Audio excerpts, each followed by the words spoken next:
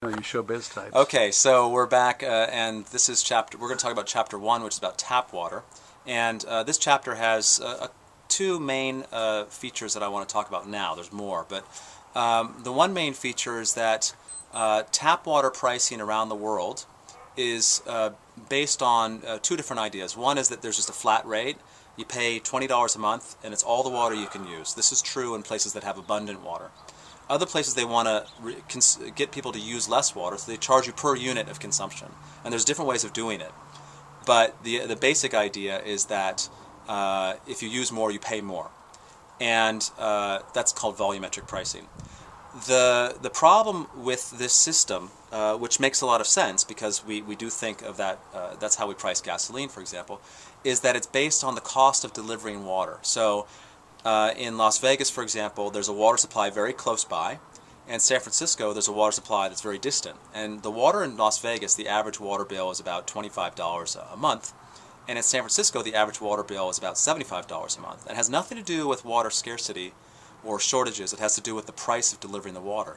So what happens is when water is cheaper, it's 1/3 the price in Las Vegas, people tend to use more of it. And that's, in a sense, why Las Vegas has water problems, shortages, and San Francisco doesn't, and because also they have abundant water, but their water is expensive. The other thing that I talk about in this chapter is kind of a solution, an overall solution for how to price water, and I have a bumper sticker version of it. I didn't bring my bumper stickers with me, but basically the idea is some water for free and then pay for more. And the idea is that we give everybody a little bit of water for free, and then the more you use, the more you pay.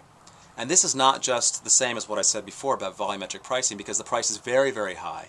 And it's high enough to choke, we literally say, economists, we say, choke demand, so that people stop using it because it's just so expensive. And then you have that equity, that fairness of some for free, and then the pay for more allows people to use more, but if they use too much, or they use a lot, they pay a lot. And that prevents a shortage, and it provides for and it provides for some fairness in water pricing. Okay, just a question, if I may. Who sets the line as to what's reasonable for people?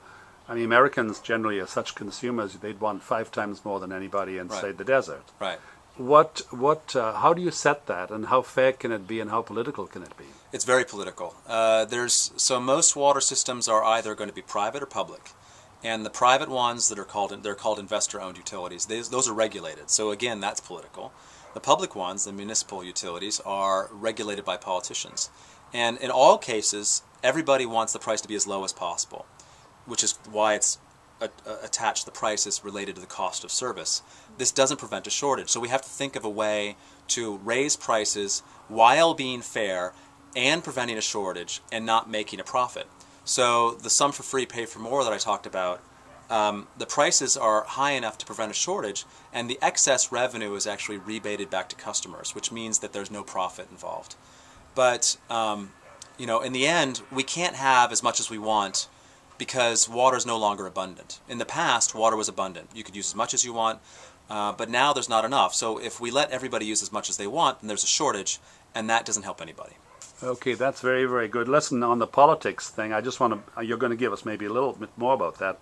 But like I can see one party that should be nameless saying that, the other party would like you to die of thirst. Right. So don't listen to anything they're saying on this because our policy is ongoing and we'll take care of you. What is your sense of the nanny part of this, where they want to, they would like to talk to you, but they don't want to listen to you? Right. Well, there's a problem with this because if you number one, the party delivers on its promise. It's like, we'll give you cheap water as much as you want, but then they just run out of water, right?